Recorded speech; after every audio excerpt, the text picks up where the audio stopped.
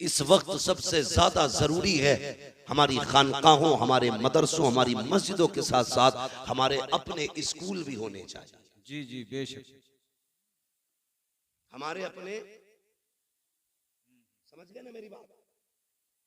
School जहां Hindi English पढ़ाई जाती है, स्कूल, समझ गए ना? खानकाहों के साथ साथ हमारे अपने स्कूल भी होने चाहिए। इस वक्त हमें मुस्लिम कहां खड़ी है? एक ऐसे दोरागे पे कौम मुस्लिम खड़ी है कि तबाही के अलावा कोई रास्ता नहीं। बेशक। या तो आप अपनी बेटी को जाहिल रखिए और या फिर आप बेटी से हाथ धो बैठिए। बस दो रास्ते हैं तुम्हारे पास। समझ रहे मैं क्या कहना चाह रहा हूं? या तो जाहिल रखिए आप बेटी को, अगर बेटी को बचाना चाहते हो तो जाहिल रखिए, और पढ़ाओगे तो खो बैठोगे। इसकी वजह यह है कि हमारे अपने स्कूल नहीं है, हमारे अपने कॉलेज नहीं है। लोग कहते नहीं नहीं कोई बात नहीं है, बेटी पे पूरा एतमाद है। मैं बेटियों तक एक बात पहुंचाना चाहूंगा, खुदा की कसम सुनो, दुनिया में जो तुम्हारा बाप तुमसे प्यार कर सकता है वो तुमसे कोई प्यार नहीं कर सकता। बेशक बेशक। लेकिन कमी क्या की हमने? हमने अपनी बच्चियों को स्कूल नहीं दिए। वो ट्यूशन पढ़ने जाती हैं, वो स्कूल पढ़ने के लिए जाती है। ट्यूशन के नाम पे क्या होता है आप सोच भी नहीं सकते। इस्लाम दुश्मन ताकतें पूरी प्लानिंग के साथ खड़ी है, तेरी बेटी को घर से कदम निकालने की दे रहे। मैं नहीं कहता तेरी बेटी गलत है, लेकिन उसे बिगाड़ने में ज्यादा देर नहीं लगती है। इसलिए कि इस्लाम के दुश्मन पैसे भी लिए खड़े, ऐश के सामान भी लिए खड़े हैं, पूरी मदद भी उनके साथ है। जो लड़कियां चाहती हैं वो हो जाता है, इसलिए कि पावर ताकत उनके साथ है। क्या कर सकते हो तुम? कुछ नहीं कर सकते। तुम्हें बताऊं दिल रोया जब मैंने एक वीडियो के अंदर देखा, हमारी बेटियां ट्यूशन पढ़ने गई तो वहां के पढ़ाने वाले उनके साथ बदतमीजियां कर रहे हैं। उनको दो लड़कों के बीच में बैठाया जाता है, दो लड़कों के बीच में एक लड़की बैठी होती है। हम ये सोचते हैं बेटी पढ़ने गई है, अरे मती मारी गई है हमारी, हम किस जगह पे चलने लगे हैं? आंखें बंद करके बैठे हो। कल जब बेटी चली जाती है, सोनू मोनू के साथ सोती है, फिर सर पीट के रह जाते हो। कैसे पलट के आएगी? गई हुई इज्जत कभी आया नहीं करती, जाने वाली आबरू कभी लौट के नहीं आती है। जैसे कबान से निकला तीर कभी वापस नहीं आता, जबान से निकली बात कभी वापस नहीं आती है, घर से निकली इज्जत कभी वापस नहीं आया करती है। जब बेटियां बेआबरू हो जाती है, कितना तड़प लो कुछ नहीं होगा। अगर इज्जतें चाहते हो, अपने स्कूल बनाओ, अपने कॉलेजेस बनाओ, उनको तालीम दो और दुनिया को बता दो हम करबला वाले हुसैन के मानने वाले हैं। खानकाहे भी हम बनाएंगे, स्कूल भी हम बनाएंगे। नारे तकबीर, नारे रिसालत, मसलक के आला हजरत फैजाने हुजूर ताजुल शरिया, रज़वियों की तकरीर, नबी के दुश्मनों की फूट गई तकदीर। समझ रहे मेरी बात? ये भी कोशिश करो खान साहबो, तुम्हारे अपने स्कूल होने चाहिए और फख्र से कहो हमारा अपना स्कूल है। क्या इनके नकाब नहीं उतारे गए स्कूलों में? दुनिया गूंगी बनी रही, मुझसे बर्दाश्त नहीं होता। मौत एक बार आनी है, एक बार मरना है, और याद रखिए किसी ना किसी को तो कुर्बान होना पड़ेगा, किसी ना किसी को तो मरना पड़ेगा। मेरी बात सुने, हमारी बेटियों के नकाब उतारे गए स्कूल में एंट्री से पहले, ड्रेस के नाम पे उनके कपड़े उतार दिए गए। तुम्हारे अपने स्कूल होंगे, किसी की मां ने दूध नहीं पिलाया है, किसी की बेटी की कोई जूती उतार सके, कपड़े तो बड़ी बात। अपने स्कूल बनाओ, शौक कम करो, होटलों में नाश्ते कम करो, इस पैसे को बच्चों के मुस्तकबिल पे लगाओ। मुजफ्फरपुर के अंदर एक बच्चे को पिटवाया जाता है, ये मुस्लिम है। हमने थोड़ी देर बैठ के मोबाइल में देखा और ये कब बुरा हुआ? तुमने क्या किया कौम के लिए? अगर ये बुरा हुआ तो क्या दिया तुमने? दिल रोता है। मैं सुन्नी हूं, मुझे वहां भी कोई ना समझे जी, मगर तकलीफ होती है। खानकाहों में जाना हमारा वतीरा है, बुजुर्गों के कदमों में बैठना हमारी इज्जत है। जी बेशक। लेकिन कई बार ऐसा मैंने देखा है, खानकाहों में इतनी ऊंची गोलकें लगी हैं, उसमें पैसे डालने जगह नहीं होती, उंगलियों से धकेल धकेल के पैसे भरे जाते हैं। उन पैसों को गिनने के लिए लोगों के नंबर नहीं आते हैं। और यार कभी वही पैसा उठा करके बच्चों के मुस्तकबिल पे लगाओ, स्कूल कॉलेजेस पे लगाओ। खुदा की कसम खा के कहता हूँ, खानकाह में पैसा दोगे तो शायद 10-20 का पेट भरेगा। अगर यही पैसा तुम अपने बच्चों के मुस्तकबिल पे लगा दोगे, 10-20 का नहीं बल्कि 10-20 सदियों का अल्लाह भला फरमा दे। क्या बात है, सुभान अल्लाह, सुभान अल्लाह। बहुत अच्छी, बहुत अच्छी, बहुत खूब। बहुत खूब। जिस तरह बिगड़ा है साकी, उन्हीं को जाम मिलता है जिन्हें पीना नहीं आता। जी जी बेशक। उन्हीं को जाम मिलता है जिन्हें पीना नहीं आता। माशाअल्लाह। मेरी बात सुने, कई गलत नहीं है, कारी बाकर साहब, कारी असगर अली साहब, ये उलमा मदरसे से जुड़े लोग जानते हैं, तनख्वाहों को कई कई महीने हो जाते हैं। इमाम की तनख्वाह कितनी रहती है मस्जिदों में? 10,000 12,000 है, इतनी तनख्वाहें रहती हैं। उसमें भी क्या होता, अगले महीने ले लियो, मारी जा रही है क्या तनख्वाह तुम्हारी? हम भाग रहे हैं क्या? कुछ सोचो। ये 12,000 की तनख्वाह देने में पूरी कौम ऐसी बातें करती है। पहली बात तो ये कहूं, जब वक्त हो जाया करे तनख्वाह एक दिन पहले ही दे दिया करो। जिस तरह तुम्हारे बच्चे होते हैं उसी तरह इमाम की भी बच्चे। कोई ये ना समझे इमाम साहब बुलवा रहे हैं मुझसे, पहले सुन लीजिए, कभी पता चले अगले दिन दोनों इमामों की छुट्टी कर दो। वो नहीं है। ये सारी बातें मैं अपने दिमाग से और अपनी जरूरत के पेश नजर ये बात कर रहा हूं, जिसकी मैं जरूरत महसूस करता हूं। हाँ, इमामों की तनख्वाहें बेचारों की 6-6 महीने लेट है। उनके भी बच्चे हैं, वो भी बीमार होते हैं, उनकी भी दवाइयां हैं, उनके भी शौक हैं। लोग कहते हैं दिल नहीं लग रहा नमाज में, लगेगा कहां से, तनख्वाह तूने दी नहीं। उसके घर आ गई है भतीजे की शादी, बीवी ने कहा इमाम साहब की सूट तो जरूर बनेगा। तो वो फजर में भी खड़ा है ना, दुनिया सो रही है, वो हिसाब लगा रहा कहां से लाऊंगा। तो तेरा दिल लगेगा नमाज में? खुद बताना। वो कह रहे अल्लाहू अकबर, उसके बाद कह रहे पता नहीं उस दुकान पर 1700 का मिलेगा, वहां 1800 का, वहां 2100 का, वो भी पैसे मिले भी नहीं है, किससे उधार लूंगा। ये सारा हिसाब जब फजर में लगेगा तो दिल लगेगा नमाज में? जरूरतें पूरी कर दो। जब वो खड़ा हो ना, उसका दिमाग दुकान पे न जाए, उसका दिमाग सीधा अल्लाह की बारगाह में चला जाए। बेशक बेशक। हाँ, मैंने बड़े बड़े पैसे वालों को ऐसे जेब में हाथ डाल के कहते देखा, अरे यार इमाम साहब थोड़ी देर पहले कहते, अभी तो कलवा ले गया, इसका कलवा भी जरूरत पे आता। जी जी। ये बड़ा यार एक मिजाज बना लिया लोगों ने। किसी ने किसी का, अरे थोड़ी लेट हो गए भाई तुम, अभी 5 मिनट पहले कह दे। क्या आदतें बन गई? आदतें झूठ और मक्कारी फितरत हो गई हमारी।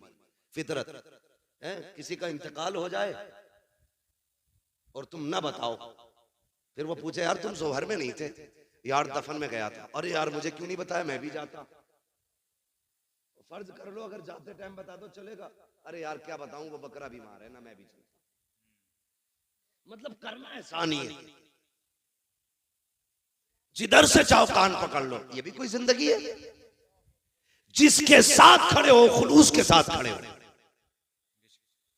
खुलूस के साथ। दिखावा नहीं होना चाहिए, मक्कारी नहीं होनी चाहिए। अरे इमाम साहब अब कहिए तुमने, अभी अभी कलवा आया था, सारी दे दी, चलो फिर भी देखेंगे, ये कह के जान बचा के निकल लेते है। अभी आ जावे तावीज देने वाला, एक बकरा लाइए, पैसे ना होंगे तो बीवी के जेवर गिरवी रख के बकरा ला।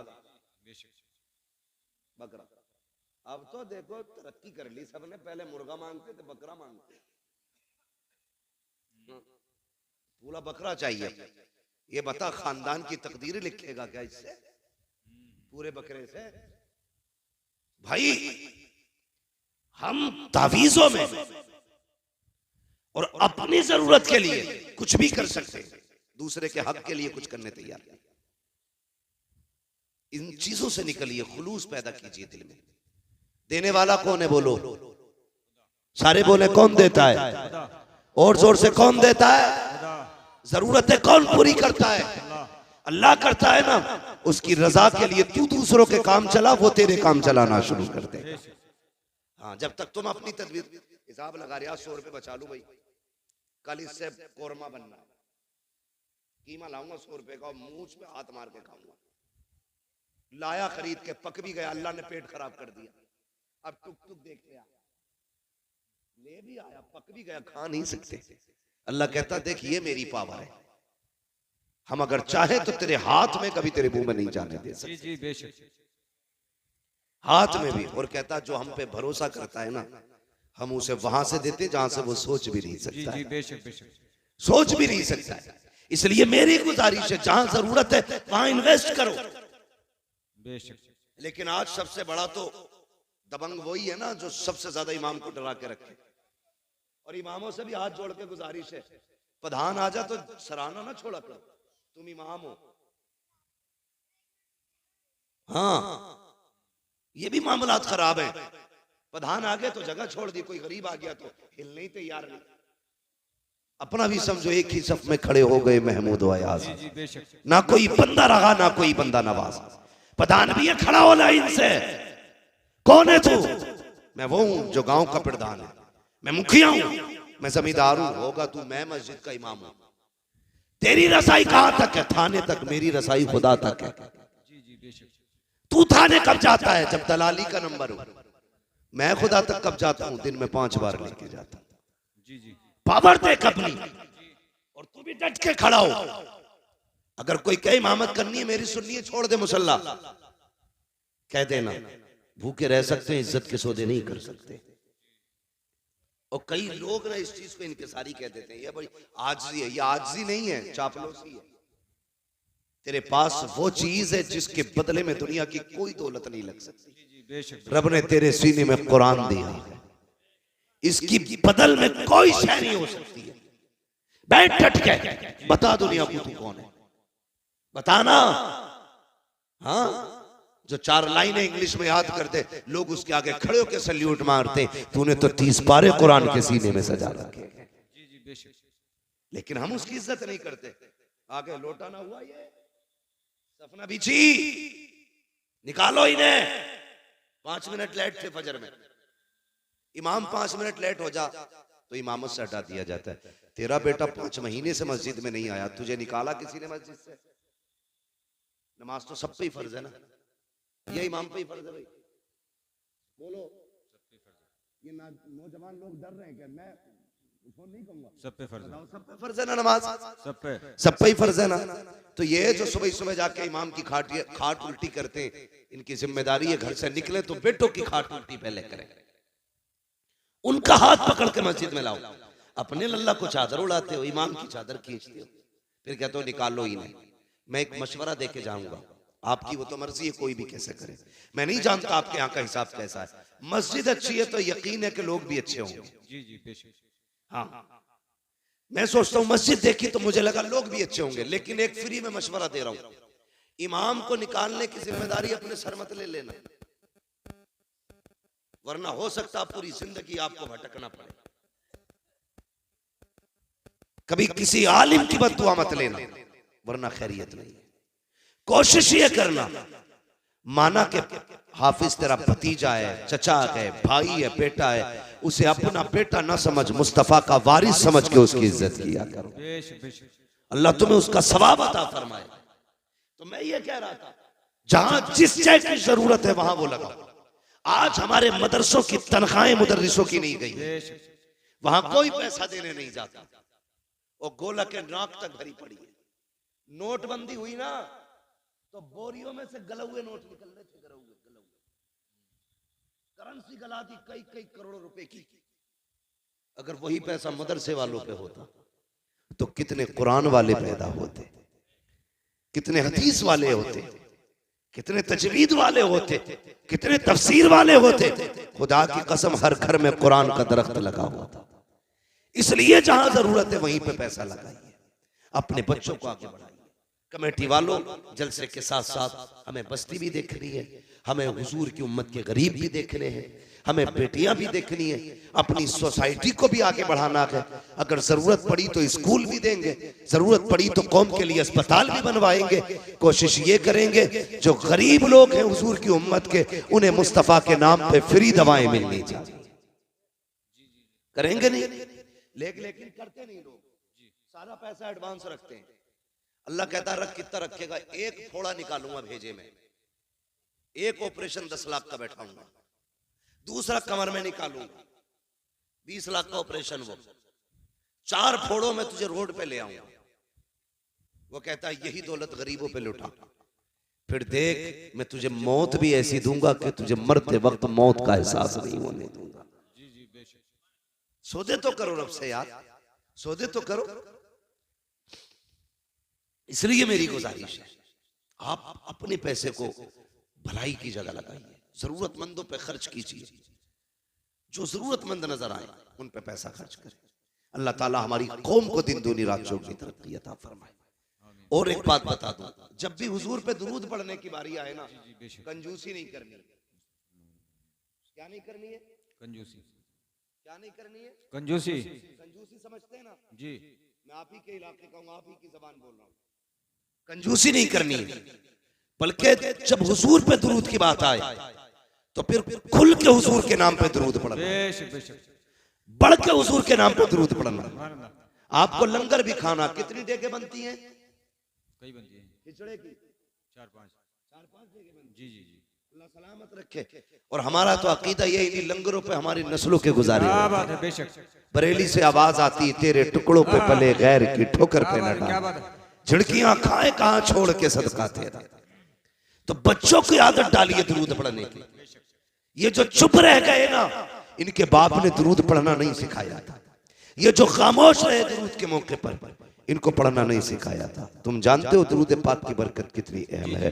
कभी सोच भी लिया करो, अपने बच्चों को दुरूद का आदी बनाओ। अगर बच्चा स्कूल जाए, ड्रेस में देर होती है, माँ कहती ले बेटे ये रहा मोबाइल, थोड़ी देर गेम खेल, अभी नाश्ता बना के लाती हूँ, अभी पराठा बना के लाती हूँ, अभी ड्रेस उठा के लाती हूँ, अभी तेरे जूते लेके आ रही हूँ। बच्चों के हाथ में मोबाइल दे के जाते हो। अपने बच्चों से कहो बेटे नाश्ते में 10 मिनट लगेंगे, 10 मिनट तक मुस्तफा पे दुरूद पढ़ना शुरू कर दो। तुम्हारे बच्चे 10 मिनट दुरूद पढ़ेंगे। दावे के साथ कहता हूँ, और यार सुनो तो सही, रोज जब तुम्हारे बच्चे हुजूर पे 10 बार दुरूद पढ़ेंगे, किसी दिन तो हुजूर पूछेंगे ये किसका बेटा है जो रोज दुरूद पढ़ता है, ये किसका लाल है जो रोज मुझे सलाम भेजता है, ये किसका बेटा है जिसने मुझ पे दुरूद भेजा है। कोई कहेगा आरिफ का बेटा है, कोई कहेगा आकिल का बेटा है, कोई कहेगा अब्दुल रऊफ का बेटा है, फरिश्ते कहेंगे अब्दुल रहमान का बेटा है। खुदा की कसम उनकी बारगाह में अगर तेरा नाम आ जाएगा, समझ लेना बेड़ा पार हो जाएगा। इसलिए आदि बनाओ बच्चों को। हम तो दुरूद से दूर हैं, सलाम से दूर हैं, पर कहते तो देखो अल्लाह अकबर। एक बहुत बड़े पाए के बुजुर्ग हैं, सफर कर रहे हैं, वक्त असर का था, वुजू करने की चाहत हुई, चाहते थे नमाज पढ़े, लेकिन इस कसरत से पानी नहीं था जितना आज पानी है। हर जगह पे टंकी लगी है, प्रधान ने टंकियां बनवा दी, अब कोई टोटी बंद करने तैयार नहीं है, खुला है तो खुला है पानी। और मेरे भाई इस्लाम ने बताया था पानी हिसाब से खर्च करना, एक एक बूंद का हिसाब कयामत में देना है। ये इस्लाम हमें सबक देता है। आज लोग कहते हैं वाटर लेवल कम होता जा रहा है, उसी पानी को कम खर्च किया जाए। ये पैगाम तो 1400 साल पहले इस्लाम ने दिया था। मैं कुछ और कहना चाहता हो, आज पानी की कसरत है, कल पानी कहीं कहीं मिला करता था, वो भी कुओं से लोग पानी निकाला करते थे। किसी बस्ती में एक कुआं होता था, किसी इलाके में कुआं होता था, कहीं पे कोई चश्मा होता था, कहीं पे कोई नहर हुआ करती थी। आज हर दरवाजे पे समर से भी लगे हैं। पानी की कसरत है। वो बुजुर्ग नमाज के इरादे से है, असर का वक्त है, सफर कर रहे हैं, सामने बस्ती नजर आई, सोचा यहाँ पानी मिल जाएगा। बस्ती के करीब आए, एक कुएं को पाया, सोचा वुजू करूं नमाज पढ़ना है। जैसी गए क्या देखते हैं, पानी तो था, डोल और रस्सी लगी थी। दाएं बाएं देखने लगे, हैरत में थे, क्या किया जाए, पानी कहां से लाया जाए। इतने में एक छोटी सी बच्ची छत से खड़ी थी, देख के कहती है बाबा आपका कुर्ता बता रहा है, आपका मामा बता रहा है, आप कोई अल्लाह वाले हो, आप कोई आलिम दीन हो। हाँ बेटी, कहा क्यों परेशान हो, कब वुजू करना है, नमाज पढ़नी है, कब फिर देर किस बात की है, कब बेटी पानी कुएं में है और कुआं गहरा है, कोई रस्सी लगी है, डोल लगी है, पानी कैसे निकालूं? जब पानी निकलेगा तब वुजू होगा। बच्ची मुस्कुरा के कहती है, ताज्जुब है आपकी दानाई पर, आप अल्लाह के बंदे हो करके इतना हिसाब लगा रखे हो कि डोल रस्सी आएगी तब पानी निकलेगा। का फिर का ठहरिए। बच्ची करीब आई है, आने के बाद बच्ची ने कुएं की तरफ झांका और अपना थूक कुएं में डाला। जैसी थूका है पानी किनारे पे आके रुक जाता है। कहती बाबा अब वुजू भी कर लीजिए, नमाज पढ़ लीजिए। उन बुजुर्ग ने पानी भरा, नमाज पढ़ी है। उसके बाद कहते हैं बेटी बता तो सकी, तेरी उम्र इतनी है, तूने कोई नमाज भी नहीं पढ़ी होगी, तुझ पे भी रोजे भी फर्ज नहीं हुए होंगे, तुझ पे अर्ज भी फर्ज नहीं होगा, लेकिन ये तो बता बेटी ये कमाल कहां से लेके आई है? तूने पानी में थूक दिया, पानी ऊपर आ जाता है। बच्ची ने कहा था बाबा जाइए, ये अंदर की बात है, राज में रहने दीजिए। कहा नहीं बेटी बता तो सकी, ये कौन सा अमल किया है तूने कि तेरे थूक में इतनी पावर है, पानी किनारे पे आ गया। बच्ची ने कहा सुनो बाबा, मेरी अम्मी जब रात हो जाती है मुझे 1000 दानों की तस्बीह देती है और उस वक्त तक सोने नहीं देती जब तक 1000 मर्तबा मैं हुजूर पे दुरूद नहीं पढ़ लेती हूँ। ये सजदों का कमाल लगी, ये मुस्तफा पे दुरूद पढ़ने के कमाल से पानी। क्या बात है, नारे तकबीर, नारे रिसालत, मसलके आला हजरत, नबी के गुलामों की शान, जन्नत के हैं मेहमान, मुफ्ती हम्माद रजा साहिब क़िबला। आदत डालो दुरूद पढ़ने की, अपने बच्चों को दुरूद पाक सिखाओ। सिखाएंगे इंशाल्लाह, सिखाएंगे इंशाल्लाह। खाली वक्तों में तस्बीह दे दिया करो और ये होड़ लगा दो, जो आज ज्यादा दुरूद पढ़ेगा उसे शाम को यही नाम दिया। बेशक बेशक लगाओ ये बच्चों में से। जी जी जी। जिसके महीने में सबसे ज्यादा दुरूद होंगे उसे महीने के लेवल का इनाम दिया जाएगा। साल भर में जिसके ज्यादा दुरूद होंगे उस बच्चे को साल भर के हिसाब से सबसे बड़ा इनाम दिया जाएगा। डाल यजीद, फिर देख मुस्तफा कितने मेहरबान होते। जी जी जी, कितने मेहरबान होते। लोग कहते हैं बड़ा जी चाहता है मदीना देखूं, तू दुरूद की आदत डाल ले, हुजूर मदीने से तेरे घर चल के आ जाए। करो ना ऐसे काम, आदत डालो, आदत डालिए, बच्चों को सिखाइएगा। और ये तहजीब ये बचपन से बच्चों को सिखाई जाती है, बचपन से सिखाई जाती है। आप गौर कीजिएगा, करबला जानते हैं ना? करबला कितने लोग जानते हैं? करबला का नाम कितने लोगों ने सुना है? सबने सुना, सबने सुना ना? जी जी। जिन्होंने हाथ उठाए अल्लाह नजफ अशरफ के रास्ते सबको करबला शरीफ की हाजिरी नसीब फरमा दे। ठीक है जी, सारे लोग करबला को जानते। जी जी। आप पूरी करबला पढ़ डालिए, पूरी करबला। वहां लाशें भी थी, डर भी था, तन्हाइयां भी थी, जंगल था, दहशत थी, गम था, दर्द था, भूख थी, प्यास थी। कौन सा सितम ऐसा था जो करबला में न था? किसी का एक बेटा मर जाए लोग कहते हैं कमर टूट गई। सलाम करो सैयदा ज़ैनब को, जिसके सामने बेटों की लाशें भी थी, भतीजों की लाशें भी थी, सगे भाई की लाश भी जिसके सामने पड़ी थी। मगर सलाम ज़ैनब तेरी हिम्मत को, खुदा की कसम तूने अली की बेटी होने का हक अदा करके दिखाया था। मैं कहना ये चाहता हूं, इस सब के बावजूद खेमे जले थे, अहले बैत अतार की दौलत लूटी गई थी, लेकिन कोई ये नहीं बता सकता किसी ने अहले बैत की बेटियों को बिना नकाब के किसी का चेहरा देख लिया। हर सितम अपनी जगह था, मुस्तफा की शरीयत अपनी जगह थी। जी जी, बेशक बेशक। सैयदा ज़ैनब ने 13 मुहर्रम को सफर शुरू किया। जी जी जी। कितने को? 13। सारे बोले कितने को? 13 मुहर्रम। 13 मुहर्रम को करबला से चले, 27 रमजान को मदीना शरीफ पहुंचे। जोड़ के लगाओ हिसाब कितने बने? मेरे हिसाब से तकरीबन 9 महीने बनते। कितने महीने? 9। जोर से कितने? 9 महीने बनते। लेकिन इस 9 महीने के सफर में सैयदा ज़ैनब जब मदीना शरीफ पहुंची थी तो 72 कुरान मुकम्मल कर चुकी थी। जी जी, बेशक। सुभान अल्लाह, सुभान अल्लाह, सुभान अल्लाह। 72 कुरान 9 महीने के सफर में किसी ने सैयदा ज़ैनब का एक बाल तक नहीं देखा था, एक बाल तक। तारीख अपनी जगह है, लिखने वालों ने लिखा, लेकिन मेरा ईमान ये कहता है किसी की मां ने वो दूध नहीं पिलाया। जी जी, बेशक। बेटे को जो अली की बेटी की कोई चादर छीन लेता। जी जी। हाँ, बेशक नहीं छीन सकता था, इसलिए कि उनकी इज्जत की हिफाजत का वादा तो रब ने पहले कर दिया। बेशक बेशक। और चादर समझ छीनने का मतलब समझते हैं? जी जी जी। बेटी के सर से चादर खींचना उसकी इज्जत खींचने के बराबर। अली की बेटी के सर से चादर, वो भी अली की बेटी जो यजीद के दरबार में खुतबा देने पे आए तो पित्ते पानी होने लग जाए। जी जी बेशक। और लोग पूछने पे मजबूर हो जाए क्या अली आ गए? लोग कहें अली नहीं, अली की बेटी आ गई। ये सैयदा ज़ैनब। मैं कहना यह चाहता हूं, इन्होंने वो शरीयत का कानून पे अमल करके दिखाया कि दुनिया हैरत में है। आज कोई मिसाल नहीं मिलती है। ये उन्हीं के तरकी खैरात है जो बेटियों के सरों पे दुपट्टे सलामत हैं। ये सैयदा ज़ैनब का सदका है जो आज बेटियां पर्दों में नजर आ रही हैं। ये अली की बेटी का करम है जो तेरी मेरी बेटी की सर पे चादर रखी हुई है। ये अली की बेटी का एहसान है जो तेरी मेरी बेटी की इज्जत महफूज है। अगर अली की बेटी ने करबला में चादर न संभाली होती, आज किसी बेटी के सर पे चादर नहीं होती। और जब भी दुपट्टा देखा करो अली की बेटी को याद कर लिया करो। मैं तो ये कहता हूँ, बचा के कूफे से आबिद को लेके आई है, कमर पे 12 इमामत उठा के लाई है। अली की बेटी को झुककर सलाम कर इस्लाम तेरी अमानत घर तक बचा के लाई है। नारे तकबीर, नारे रिसालत, मसलके आला हजरत सरकार के घराने की शान, जन्नत के हैं मेहमान मुफ्ती हम्माद रजा साहिब क़िबला।